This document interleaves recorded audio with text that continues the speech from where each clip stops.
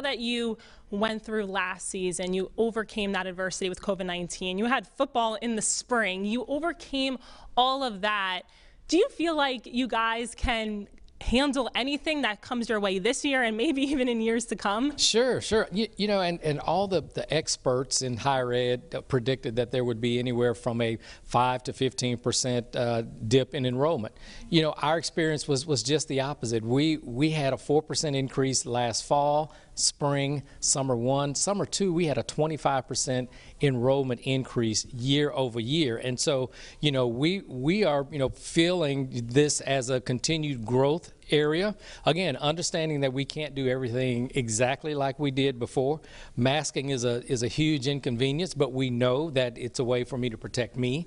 It's a way for me to protect you and your family and anyone that you may come in contact with. So everybody understands the shared responsibility to adjust for this pandemic. But you know, again, we're continuing to grow. We're continuing to add new programs and just, you know, excited about where we are as a university, and especially with our athletic department. When it comes to last year, that adjustment when it comes to football was having football in the spring. I know Coach Fobbs is so excited to have football back in the fall when it's supposed to be played, but how excited are you to have the Tigers back on the gridiron in the fall? Look, it is about the student experience, okay? Again, our North Star has been and always will be our students. And so for our student athletes, it is an experience that you can't replicate a fall football season in the spring, not fully, but we adjust it.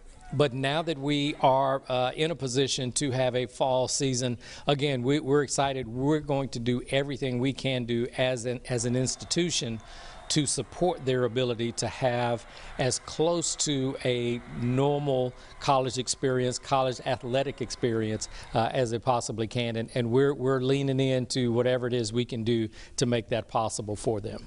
Last year was a tough season when it comes to the G-men, but I talked to Coach, talked to players. They said past is the past. It's now the future. What excites you about the future of Grambling football?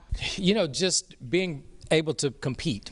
And again, you know, when you look at the changes that were made, and, you know, as much as we would love to be on top every year without exception, you know, the reality is, you know, you lose players, you know, players graduate, and that, you know, that's one thing I'm very excited about.